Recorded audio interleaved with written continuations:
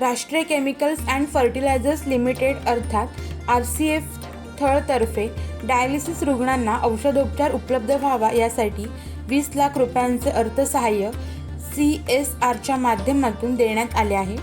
RCFचे प्रभारी कार्यकारी संचालक नितीन हिरडे यांनी जिल्हाधिकारी किशन जावळे यांच्या उपस्थितीत जिल्हा शल्य चिकित्सक डॉक्टर अंबादास देवमाने यांना सदर रकमेचा धनादेश सुपूर्द केला।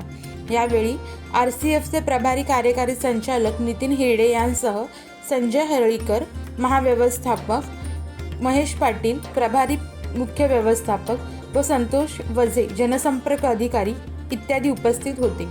रायगड जिल्हा सामान्य रुग्णालयात प्रतिमाह सुमारे 600 डायलिसिस सेशन्स होत असतात, ज्यात जिल्ह्यातील गरजू रुग्णांवर डायलिसिस उपचार केले जातात।